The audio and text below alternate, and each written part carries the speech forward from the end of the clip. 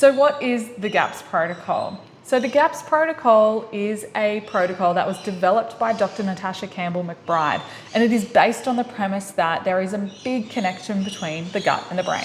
If you're here, you probably already are aware of that and aware of the fact that the science is exploding in that direction of connecting various health conditions with what is going on in the gut.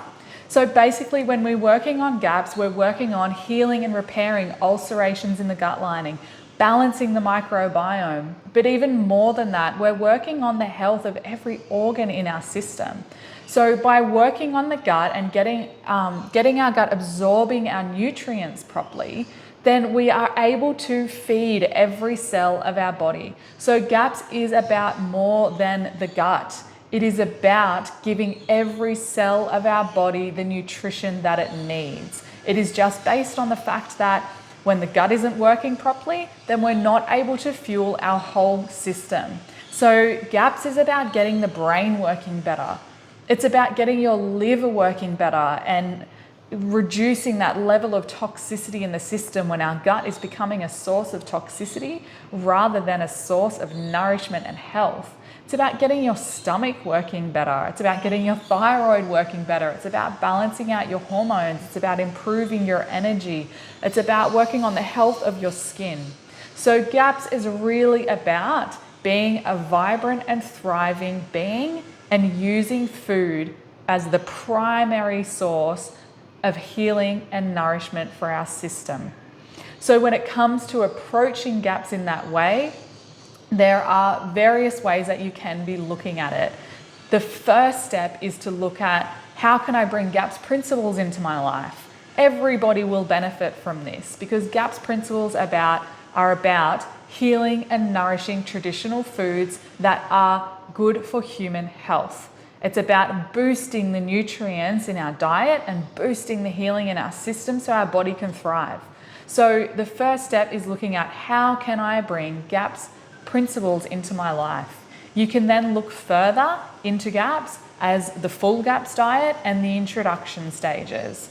So there's a little bit of confusion around these two where the terminology sounds like full GAPS is the harder one that you want to work towards and the introduction is that introduction to the diet that eases you into it. That's not how it actually is. So the introduction diet is named that because it's about slowly introducing foods to someone who has severe digestive issues and potentially other things going on. There's usually other things going on as well. Slowly introducing foods starting from what most would see as fairly restricted. So the introduction phase is one that's done when there is really deep healing that is needed. For most people, they can look first at full GAPS. So after you've worked on that first phase of bringing GAPS principles into your life, you can then look at full GAPS. So full GAPS is very similar to paleo. It's a whole food diet where we're eating meat, vegetables, fruit, nuts, seeds, eggs, good quality dairy, particularly fermented, some legumes. So full GAPS is the easiest part of the protocol to implement where you are removing starches, you're removing sugars, you're removing grains from your diet, as well as, of course, the additives and preservatives and those things that are really chemicals and fake foods.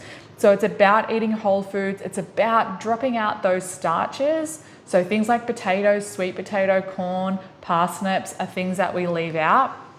And it's about eating nourishing foods that heal and repair and provide our body with the nutrition that it needs. So for many people, full GAPS is enough. Working towards that by bringing in GAPS principles and then just focusing on full GAPS to get some healing and repairing going on is enough. For some, they need to do the introduction phase to get the deep healing that's required. Some examples where that could be required is if there's inflammatory bowel disease or if there are allergies and intolerances that aren't resolving on full GAPS. When working through the introduction phase, it is recommended to work with a practitioner, especially if you are seeing complex health issues going on, Because what happens while you're introducing things, symptoms that pop up, it's all information that is telling us a deeper story. So working with a practitioner through that can see you have much more success when you're going through the introductory phase of GAPS. The aim overall of the GAPS protocol is to be able to eat a broad whole food diet. So the food that is allowed on GAPS, it's not necessarily about this is the only food that humans should be eating.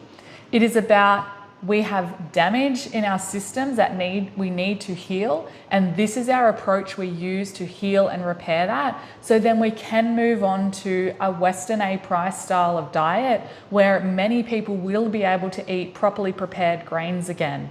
And so that is our aim overall with GAPS. Our aim is to be able to eat good quality, nutritious, whole foods without symptoms and having that ability to thrive as human beings so that we can focus on the other things in life that are really important. If you have found this video helpful, then please like, comment, and subscribe. I would love to hear any questions you have so we can create more videos that help you.